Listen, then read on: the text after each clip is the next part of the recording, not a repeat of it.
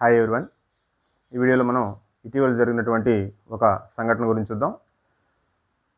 DRDO సంస్థ ఒక directed energy weapon MK2A అనేటువంటి దాన్ని విజయవంతంగా పరీక్షించడం జరిగింది. ఈ వెపన్ దేనికోసం యూజ్ చేశారో, ఎలా పనిచేస్తుంది అంటే, లేజర్ బీములను ఉపయోగించి మనకి డ్రోన్లని ధ్వంసం చేయటం, అదేవిధంగా ఫిక్స్డ్ వింగ్ UAVలను ధ్వంసం చేయటం కోసం ఈ వెపన్ని డిఆర్డిఓ సృష్టించడం జరిగింది. దీంట్లో ఏంటి అంటే 30 కిలోవాట్స్ పవర్ సామర్థ్యం ఉన్నటువంటి లేజర్ బీమ్స్ని ఉపయోగించి మనకి పైన తిరుగుతున్నటువంటి డ్రోన్లని, అలాగే వాటికి సంబంధించిన నిఘా వ్యవస్థల్ని ధ్వంసం చేయడానికి ఈ వెపన్ని తయారు చేయడం జరిగింది.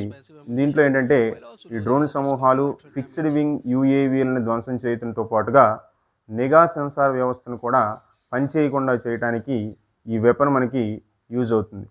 ఈ వ్యవస్థని ఇప్పటివరకు మనకేంటి అంటే, చైనా, USA, రష్యా దేశాలు ఆల్రెడీ ఈ వ్యవస్థను అందుబాటులోకి తెచ్చుకున్నాయి. ఇదే విధంగా ఇజ్రాయెల్ కూడా ప్రస్తుతం దీని మీద పరిశోధన జరుపుతుంది. ఈ దేశాలతో పాటుగా భారతదేశం కూడా వాటి సరసన చేరటం మనకి గర్వకారణంగా మనం చెప్పుకోవచ్చు.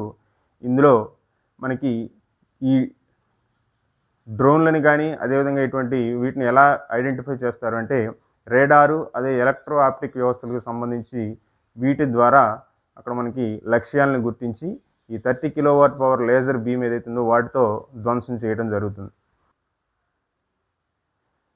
ఈ ప్రయోగాన్ని డిఆర్డిఓ ఎక్కడి నుంచి నిర్వహించింది అంటే, మన రాష్ట్రంలో ఆంధ్రప్రదేశ్లోని కర్నూలులో ఉన్నటువంటి నేషనల్ ఓపెన్ ఎయిర్ రేంజ్ నుంచి ప్రయోగించి దీన్ని విజయవంతం చేయడం జరిగింది.